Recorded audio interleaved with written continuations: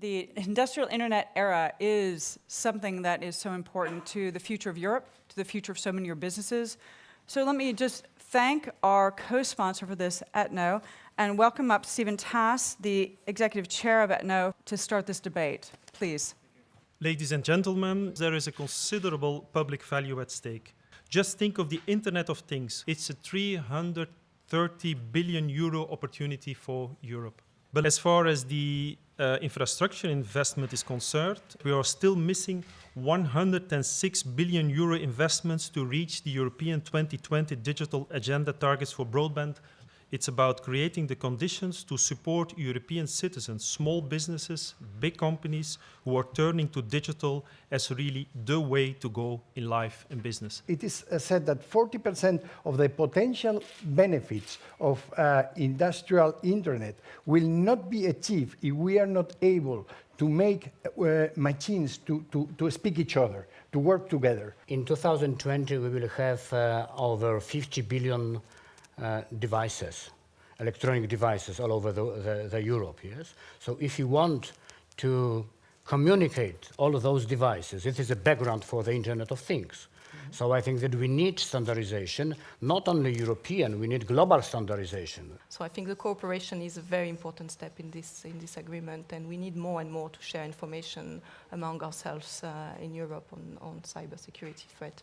But we don't need to share more information. We need to share less information. Or better. We actually live in an age of data pollution, where we have too much information, so we can't make decisions. So we should be asking ourselves the question, what information do we share to solve what goal? Is it too early for the Commission to start regulating at this point, given that it's difficult to foresee, particularly right now, what will be happening 5 years down the track when we look at some of the big proposals that are coming through? You know very well what is first Vice President Timmermans' mantra, yeah? Smart regulation, smart regulation. Only if the market malfunctions, the regulators should step in. I think the first best is to leave it to the market. Then competition policy kicks in, because this is the lightest, if you like, and it's on a case-by-case basis. And then you have a regulation. Heavy-handed regulation is the last resort, always.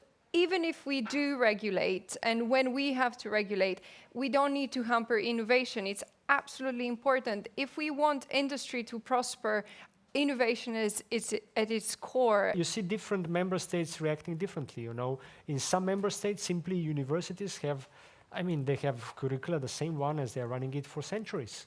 This is unacceptable. What do you see in the future for factory floors? We are now at the moment at the fourth industrial revolution, as it is called.